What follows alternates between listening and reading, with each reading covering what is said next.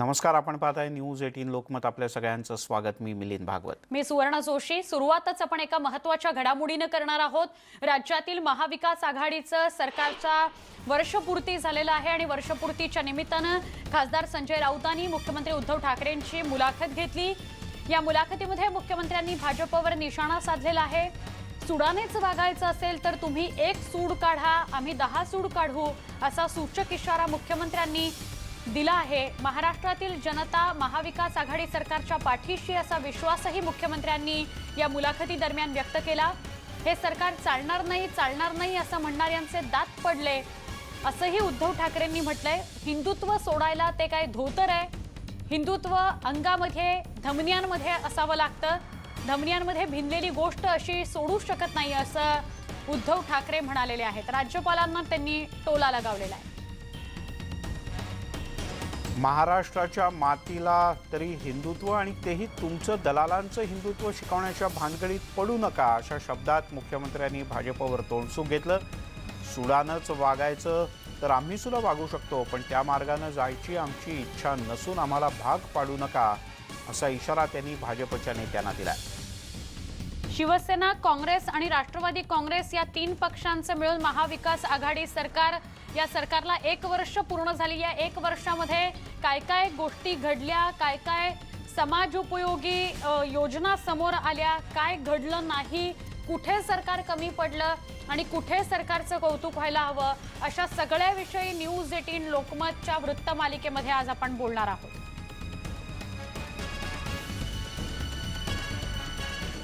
एक गोष्ट लोक विसरतात की या महाराष्ट्राच्या मातीमध्ये जो चमत्कार म्हणालात, तो चमत्कार महाराष्ट्राच्या मातीत आहे. तेज आहे. महाराष्ट्रावरती अनेक संकटं आली, आपत्त्या आल्या, भले भले अंगावरती आले, पण काय झालं हे जसं मी माझ्या दसऱ्याच्या भाषणात बोललो होतो, माझ्या आजोबांच्या पहिल्या मेळाव्याच्या भाषणाचा एक संदर्भ दिला होता की महाराष्ट्र हा मेल्या आईचं दूध प्यालेलं नाही, वाघाची औलाद आहे. आणि तिच्या वाटेला जर का कोणी जाईल, किंबहुना महाराष्ट्राला कोणी डिवचेल तर काय होतं याचे इतिहासात दाखले आहेत. भविष्यात पाहायचे असतील तर पाहायला मिळतील. आणि ही अशी संकटं अंगावर घेत परतवून त्यांचा खात्मा करत महाराष्ट्र पुढे जात राहिला. महाराष्ट्र कधी थांबला नाही, महाराष्ट्र कधी थांबणार नाही. कोणी किती आडवे आले तरी त्या आडवे येणाऱ्यांना आडवं करून महाराष्ट्र पुढे जाईल. म्हणून माझं म्हणणं आहे, आव्हानांना जर आव्हान देऊन जर हे तुम्ही सूडचक्र करत असाल तर सूडचक्रामध्ये आम्हाला जायची इच्छा नाही. कारण तुमच्या सूडचक्राला आम्ही म्हणता ना हिंदुत्ववादी, तर मग ठीक आहे, सूडचक्र तुमच्याकडे, आमच्याकडे सुदर्शन चक्र आहे, आमच्याकडे पण चक्र आहे, आम्ही मागे लावू शकतो. मी शांत आहे, संयमी आहे, पण याचा अर्थ मी काही नामर्द नाही. आणि ह्या पद्धतीने म्हणजे खरं कुटुंबियांवरती ही पद्धत नाही, महाराष्ट्राची तरी नाही आहे, नक्कीच नाही आहे. एक संस्कृती आहे, हिंदुत्ववादी म्हटल्यानंतर ही संस्कृती आहे. आणि तुम्ही कुटुंबियांवरती येणार असाल, मुलाबाळांवरती येणार असाल, तर आमच्या अंगावर येणाऱ्यांना, ज्यांना कुटुंब आणि मुलंबाळं आहेत, त्यांना मी सांगू इच्छितो की तुम्हालाही कुटुंब आणि मुलंबाळं आहेत. तुम्ही धुतले तांदूळ नाहीत. तुमची खिचडी कशी शिजवायची ते आम्ही शिजवू शकतो. राजकारण राजकारणासारखं करा. त्याच्यामध्ये जर का तुम्ही केवळ सत्तेचा दुरुपयोग करून अंगावर येणार असाल तर सत्ता सर्व काळ कोणाकडे राहत नाही. मागे त्यांच्याबद्दल कसं सगळं चाललं होतं आणि त्याही केसेस कशा होत्या, काय होत्या, आणि तेव्हा शिवसेना प्रमुखांनी कसं त्यांना वाचवलं होतं, ह्याचं थोडं जरी भान त्यांना असेल. खरं CBI काय, ED काय, त्याच्यावरती राज्याचा अधिकार नाही. आम्ही देतो ना नावं, आमच्याकडे आहेत नावं, मसाला तयार आहे, पूर्ण तयार आहे. पण सुडाने जायचं का? मग जनतेने आपल्याकडनं काय अपेक्षा ठेवायची? सुडानेच वागायचं असेल तर मग तुम्ही 1 सूड काढा, आम्ही 10 सूड काढतो.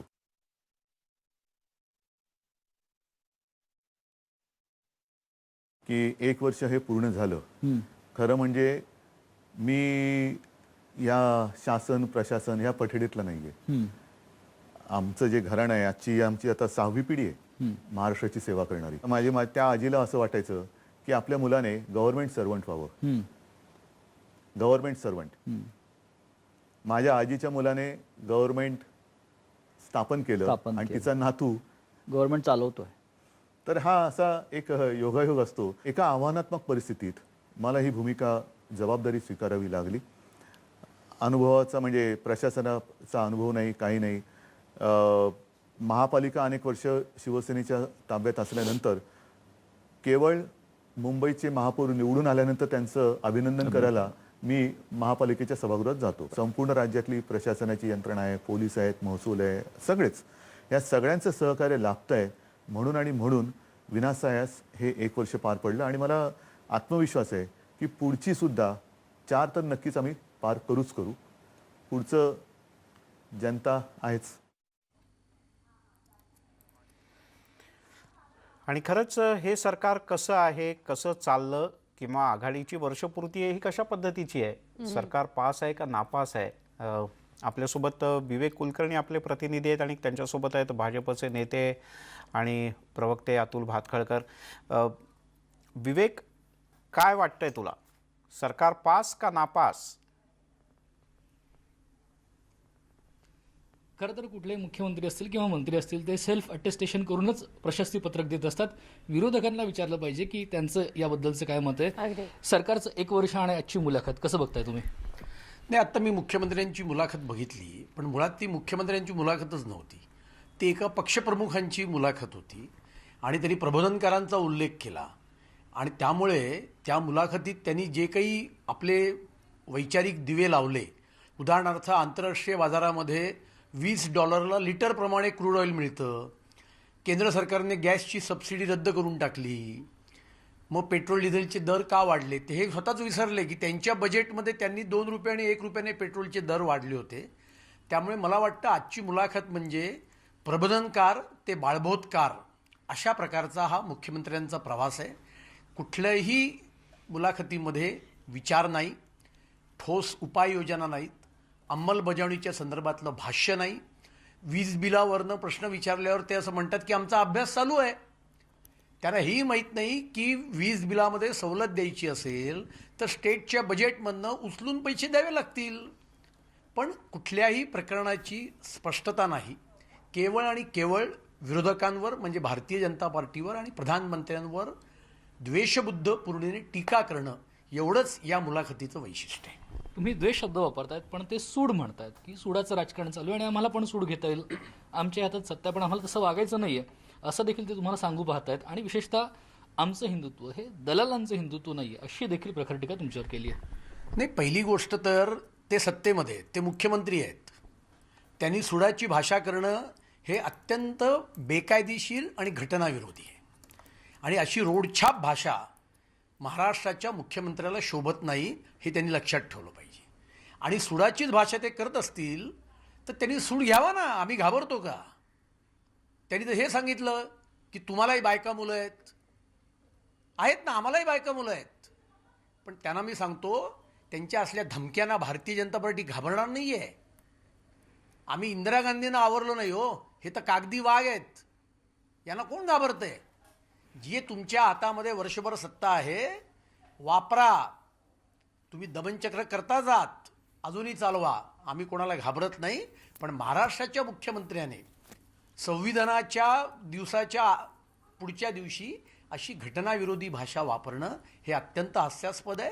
आणि दलालांचं हिंदुत्व आम्ही वापरत नाही तर मी पुन्हा एकदा सांगतो, अहो दलालांचं हिंदुत्व सोडून द्या हो, हिंदू हृदय सम्राट बाळासाहेब ठाकरेंचं हिंदुत्व तर पाळा, ते पाळायला काय अडचण आहे? तुम्ही बाळासाहेबांनाही विसरलात, तुम्ही सावरकरांनाही विसरलात आणि तुम्ही हिंदुत्वालाही विसरलात. तुम्हाला असं वाटतं का की या सगळ्यामध्ये गेल्या काही महिन्यांपासून जेव्हा त्यांच्याकडून टीका होतीये ते म्हणतात मंदिरात जाऊन घंट्या बडवणं म्हणजे काही हिंदुत्व नाहीये. तुमच्या आणि त्यांच्या हिंदुत्वाच्या व्याख्येत आणि त्यांच्या जी आता परिभाषा ते वापरतात खूप फरक पडला गेल्या 1 वर्षामध्ये? मुळामध्ये त्यांच्याकडे आता हिंदुत्व शिल्लकच नाही आहे. ज्या स्वातंत्र्यवीर सावरकरांवर अत्यंत अश्लाघ्य भाषेत घाणेरडे आरोप करणारा लेख काँग्रेसच्या मुखपत्राने केला त्याच्यावर सध्या FIR ते करू शकले नाहीत. स्वातंत्र्यवीर सावरकरांना भारतरत्न द्या अशी मागणी भारतीय जनता पार्टीने पण केलेली आहे, शिवसेना पण पूर्वी करायची. तर आमचं एक साधी सूचना आहे, 7 डिसेंबरच्या विधानसभेच्या अधिवेशनामध्ये आपण विधानसभेत एकमताने हा ठराव पास करू आणि देशाच्या प्रधानमंत्र्यांना सांगू काय त्यांची भूमिका आहे, राज्याच्या मुख्यमंत्र्यांची, याचं त्यांनी उत्तर द्यावं. पण ना जनतेच्या प्रश्नांची उत्तरं आहेत ना वैचारिक विषयांवरची त्यांच्याकडे उत्तरं आहेत. आणि त्यामुळे सत्तेच्या मोहापायी त्यांनी सगळा वैचारिक हा आपल्यातला बदल करून दाखवलेला आहे. त्यामुळे मंदिरामध्ये घंटा बडवणं म्हणजे हिंदुत्व नाही, म्हणजे ते पण हिंदुत्व आहेच, तेवढंच हिंदुत्व नाही हे बरोबर आहे. आणि मुख्यमंत्र्यांना मी एवढाच एका गोष्टीचा खुलासा मागतो की आज त्यांनी बोलता बोलता ते असं बोलले 92-93ला आम्ही हिंदुत्व म्हणजे काय ते दाखवून दिलं. म्हणजे नक्की काय झालं हे त्यांनी महाराष्ट्राच्या जनतेला सांगावं. कारण 92-93 पासून आता आज 24-25 वर्ष झाली, एक नवीन पिढी महाराष्ट्राच्या राजकारणात आहे. तर 92-93ला शिवसेनेने किंवा हिंदुहृदय सम्राट बाळासाहेब ठाकरेंनी नक्की काय केलं हे त्यांनी महाराष्ट्राच्या जनतेला सांगावं. पण तुम्ही जे काय आंदोलन करताय, जे भूमिका घेतली तुम्ही मंदिरांबद्दल, त्यांनी थेट तक्रार पंतप्रधानांकडे केली ना परवा VC मध्ये. हे कसं आहे, एखादा लहान मुलगा खेळात हरल्यानंतर पंचांकडे तक्रार करण्यासारखं आहे की मला काय समोरचा खूपच प्रतिस्पर्धी मोठा आहे, अशी लहान मुलासारखी मी नाही जा अशी तक्रार करण्यासारखा हा प्रकार आहे. असा आहे, मंदिरं उघडा ही भूमिका आम्ही 25 मार्च रोजी नाही घेतली. तुम्ही जेव्हा बार उघडलेत, तुम्ही जेव्हा दारूची दुकानं उघडलीत, तुम्ही जेव्हा मॉल उघडलेत, जेव्हा तुम्ही लोकल पूर्णपणे पूर्ववत करण्याची भाषा केलीत, तरीसुद्धा तुम्ही मंदिरं का उघडत नाहीत, तुम्ही जिम का उघडत नाहीत. तर याचं एकमेव कारण या मागण्या भारतीय जनता पार्टीने केल्या आणि त्याच्यामुळे तुम्ही मंदिरं सर्वात शेवटी उघडलीत. कारण वर्षभराच्या यांच्या राज्यकारभाराचं वैशिष्ट्य म्हणजे अहंकाराने आणि सुडाने राज्यकारभार करणं आणि या अहंकारातून त्यांनी मंदिरं सर्वात शेवटी उघडली. अजून एक कारण आहे, जेव्हा राम मंदिराचं भूमिपूजन झालं तेव्हा शरद पवार बोललेच होते याने कोरोना जाणार आहे का. मॉल उघडल्याने कोरोना जाणार होता, दारूची दुकानं उघडल्याने कोरोना जाणार होता. आणि त्याच्यामुळे मंदिरं उघडायला काँग्रेस आणि राष्ट्रवादीचा विरोध होता, ही वस्तुस्थिती आहे. आणि त्या विरोधामुळे त्यांनी सर्वात शेवटी मंदिर उघडण्याचा निर्णय केला. तर आपण बघतोय या ठाकरे सरकारची वर्षपूर्ती असेल किंवा आजची मुलाखत असेल, या दोन्ही गोष्टींचा खरपूस भाषेत समाचार भारतीय जनता पक्षाचे नेते अतुल भातखळकर यांनी केलेला आहे. पुढच्या काही दिवसांमध्ये अर्थातच या सरकारनं खरंच काय केलं आणि आत्ताची त्यांची राजकीय भूमिका याच्यावर प्रश्न उत्तराचा खेळ आपल्याला पाहायला मिळणार आहे. मिलिंद. विवेक, आभार. तू स्वतः या सगळ्याविषयी स्पष्टता केलीस आणि अर्थातच अतुल भातखळकर आपल्यासोबत बोलायला उभे होते, त्यांचेही आभार. प्रणाली कापसे आमच्या प्रतिनिधी आणि विजय राऊत हे दोघंही आमचे प्रतिनिधी आपल्यासोबत असणार आहेत. पण जसं मिलिंद मगाशी काही वेळापूर्वी तू म्हणालास त्याप्रमाणे की या सरकारचं, महाविकास आघाडी सरकारचं 1 वर्ष झालंय, या 1 वर्षामध्ये काय घडामोडी घडल्या, काय घडामोडी नाही घडल्या, काय कामं झाली, काय कामं नाही झाली, कुठल्या गोष्टींकडे दुर्लक्ष झालं, या सगळ्याविषयी आपण बोलणार आहोत. महाविकास आघाडी सरकारचं 1 वर्ष.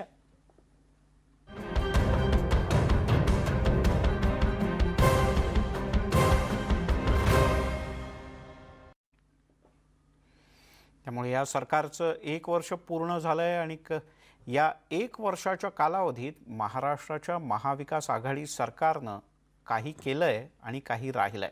वर्षभरापूर्वी याच दिवशी संध्याकाळी उद्धव ठाकरे यांनी शिवाजी पार्कवर मुख्यमंत्रीपदाची शपथ घेतली आणि त्यानंतर जगभरात कोरोनाची महामारी पसरली. मग पूरस्थिती, अवकाळी पाऊस, निसर्ग चक्रीवादळ अशी एकानंतर एक अनेक संकटं येत गेली.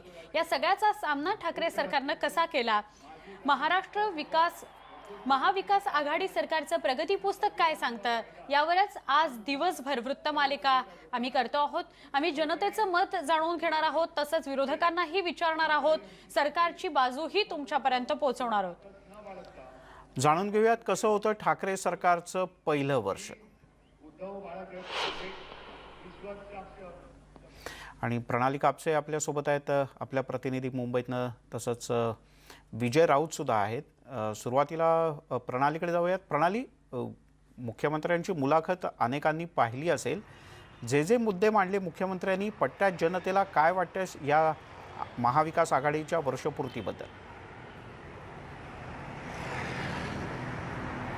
मिलिंद सर, मी सध्या मुंबईच्या प्रभादेवी या परिसरामध्ये आहे. एकीकडे दादर, दुसरीकडे वरळी आणि मधला हा प्रभादेवीचा परिसर. वरळीमध्ये शिवसेनेचा बालेकिल्ला मानला जातो, दादर हा सुद्धा शिवसेनेचं वर्चस्व असलेला भाग मानला जातो आणि मध्ये प्रभादेवी भाग पडतो, तिथं मी आहे. काही सर्वसामान्य नागरिक आहेत, काही मनसेचे पदाधिकारी आहेत. सुरुवात करूया सर्वसामान्य नागरिकांपासून. 1 वर्ष झालं आहे या महाविकास आघाडी सरकारला, काय तुमची प्रतिक्रिया? सरकार पास आहे, फेल आहे? प्रतिक्रिया अशी आहे की सरकार पूर्णपणे पास आहे. कारण ज्या वेळेला सरकारचं गठन झालं होतं 1 वर्षापूर्वी, तेव्हा आम्हाला खूपच संशय होता की ही सरकार टिकेल का नाही, कारण ह्या तिन्हीच्या आयडिओलॉजीज वेगवेगळ्या आहेत. पण तरी देखील झटापट त्या लोकांनी एकत्र युती करून आणि सरकार चं बागडोर सांभाळून त्याने ज्याप्रमाणे न भांडता 1 वर्ष त्यांनी घालवला. आणि सर्वात महत्त्वाची गोष्ट अशी आहे की कोविडच्या वेळेला मोठा चॅलेंज होता आणि हे चॅलेंज ज्याप्रमाणे त्या लोकांनी सॉल्व्ह केला आहे आणि महाराष्ट्र जो वर्स्ट एफेक्टेड स्टेट होता त्याला इतकं सुधार आणलं आहे तर कौतुक करण्यासारखंच आहे. आणि ही कौतुक करण्याची बाब आहे असं त्यांचं म्हणणं आहे. मनसेचे पदाधिकारी संतोष दुरी आपल्याबरोबर आहे, त्यांच्याकडून जाणून घ्या. संतोषजी, तुमची काय प्रतिक्रिया? सरकार पास, सरकार फेल? कसं आहे की हे धोकेबाज थापाडं सरकार आहे. आणि आता तर तुम्ही मला वाटते सामनाची मुलाखत पण बघितली असेल तर त्याच्यामध्ये आता धमकी देणारं पण सरकार, असं सगळे गुण संपन्न हे सरकार आहे ते पूर्णपणे फेल आहे. तुम्ही बघितलं असेल की कित्येक जी कामं आहेत ती अजून प्रलंबित आहेत. जी मागच्या सरकारने पुढे ढकललेली, त्यांच्या अगोदरच्या सरकारने पुढे ढकलत, हळूहळू जी कामं ट्रॅकवर होती ती अजून राहिलेली आहेत. कारण यांचं 3 दिगाडा काम बिघाड आहे हे आज तुम्ही बघत आहात. धोकेबाज म्हणजे त्या लोकांनी ज्या पद्धतीने, तुम्ही एक इतिहास बघितला असेल, काँग्रेस हे सत्तेबाहेर 5 वर्षापेक्षा जास्त काळ राहू शकत नाही आणि त्यांना कसं ना कसं तरी सरकारमध्ये बसायचंच होतं, सत्तेत यायचंच होतं. त्याकरता त्यांना शिवसेनेचा आधार मिळाला. हे धोकेबाज ज्यांनी युती करून सरकार हे केली, निवडणूक लढवली, त्यांनी धोका देऊन त्यांनी इकडे सरकार बसवलं. तुम्ही बघितलं असेल धोकेबाज. आणि आता तर कसं असतं की सरकारमध्ये असताना काही चुका होतात, त्यांच्याकडून चुका होतात, त्या आम्ही विरोधकांनी दाखवायच्या असतात. त्या दाखवल्या तर आम्ही तुमच्या हात धुवून मागे लावू. अहो, तुम्ही शिवतीर्थावर हे घेतलेली शपथ घेतली आहे, सन्माननीय बाळासाहेबांच्या समाधीच्या बाजूला तुम्ही शपथ घेतली आहे. त्यावेळेला तुम्ही सांगितलेलं आहे की आम्ही कुठल्याही सूडबुद्धीने वगैरे वागणार नाही म्हणून मुख्यमंत्री म्हणालेले. आणि ह्या पद्धतीने बोलतायत ते की आम्ही त्यांच्या हात धुवून मागे लागू. हे कसलं सरकार आहे? यांच्याकडनं काय अपेक्षा करणार आहे तुम्ही? काही अपेक्षा करणार नाही. आज लोकांची जी परिस्थिती चाललेली आहे, तुम्ही याच्यामध्ये एक तर तुम्ही खोटं बोलून सत्तेवर आलात. लोकांना सांगितलं आम्ही वीज दर आहे त्याच्यामध्ये सवलती देऊ, सगळं हे करू. आता तर तुम्ही धमकी द्यायला लागलात, जो वीज बिल भरलं नाही तर तोडून टाकू. तुम्ही याच तर आम्ही बघा काय करतो ते, आम्ही तुम्हाला तोडू. ही पद्धत नाही हो, धमकी देऊ नये. त्याच्यामध्ये सरकारने सगळ्या लोकांना विश्वासात घेऊन काही ना काही गोष्टी चांगल्या गोष्टी करायला पाहिजे. अपेक्षा भरपूर होत्या. सुरुवातीला सगळ्यांनाच चांगलं वाटलेलं, अरे वाह चांगलं काम करतायत. कोविडची समस्या आली, वाह चांगलं काम करतायत म्हणून. पण नंतर काय, फक्त हात धुवा, मास्क लावा आणि सोशल डिस्टन्स मेंटेन करा, फक्त याच गोष्टी करायच्या, बाकी काय.